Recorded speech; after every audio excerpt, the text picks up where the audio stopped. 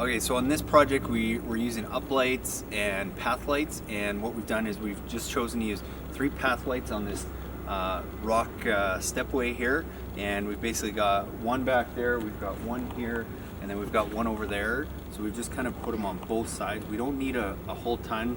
Hey guys, it's Cal from the Lighting Doctor here. I hope you guys enjoy this video with some more great landscape lighting tips. To learn more about landscape lighting, go and check out our website at lightingdoctor.ca.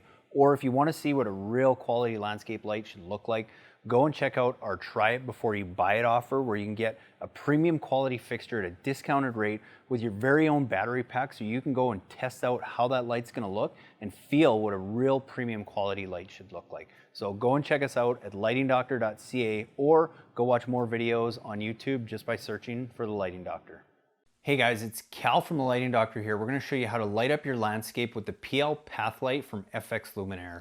This is a great light to use anytime that you need to highlight some walkways or steps, or create some security lighting in some really dark areas. It's a great light for just creating some contrast between some accent lighting on your home and in your landscape, between some down lighting down on the ground and the garden bed areas that you use. The one thing I will say about the path light and any path light is people often tend to use more path lights than they need to. So my recommendation is use these sparingly and use them only where you need to create that contrast. If you have areas where you have big giant rocks or boulders in your landscape, it's a great light to use because you get a lot of reflective light off of those rocks. Something I always get asked about these lights is how far apart do you space them?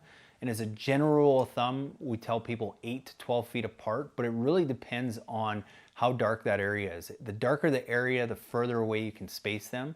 And changing the intensity of the bulb doesn't always change how bright that light is going to be or how far that light's going to spread. It's more determined by the height of the riser. So in most of our kits, you're going to find a standard 12-inch riser that you can space between 8 and 12 feet, depending on how dark that area is. But if you're looking to spread that light a little bit further, look at getting an 18-inch or 24-inch riser on your path lights. And that's how you can go and really spread that light out, so that you don't have to overuse them, but you can just use them in the right spots to create that subtle downlighting on your garden beds, patios, and so many more other areas. If you have a pathway that you want to light a little bit too, what you could do is just stagger a couple path lights in between where you have your uplight. So for example, if you have an uplight here, you might have one path light on the corner here. You might have one kind of in front of this window. You have your uplight. You have another path light here. You have your uplight. You might throw another path light in here. You have an uplight, path light, right? So really you're just creating a nice balance and not overdoing the path lights, and you're having, you know, some uplighting in the background and then some forefront path lighting that's going to light the walkway area. Okay, so step one in installing a landscape lighting system is really just determining what kind of lights you want to use. On average, you're typically going to be using either an uplight or path light for 90% of your project. And if you're a do-it-yourselfer and it's your first time, I would recommend getting a good quality fixture, like an uplight like this, that takes an MR16 bulb like this, that you can go and you can interchange if you need to. So a good LED bulb will last you, anywhere from 10 to 50,000 hours, depending on the quality. And the reason I like doing that is because if you install the light and you don't think it's bright enough or it doesn't look quite the way you want to, you can go and change that bulb out later with a brighter intensity one, a wider degree, and whatnot. And same thing with path lights. You go get a good quality LED path light that you can change the intensity down the road if you don't like the way it looks. So that's why I recommend a good quality light with a drop-in bulb like this, because then you can go and make changes after the fact. Okay, so on this project we're using uplights and path lights, and what we've done is we've just chosen to use 3 path lights on this rock stepway here, and we've basically got one back there, we've got one here, and then we've got one over there. So we've just kind of put them on both sides. We don't need a whole ton. We've spaced them about 12 to 15 feet apart, and that's going to give us plenty of light just to make sure that these steps are well lit, and that we're really featuring and focusing these nice rock features that they've put in place here. Hey guys, so something else we did on this project, and you might not see it the best, but we got this beautiful, beautiful pond here. It almost looks like grass because it's all grown in with lilies and stuff, so it looks really, really cool. We wanted to definitely feature that, this nice patio area that they have, so we did get some path lights kind of in the back there along the house, which are starting to look real good.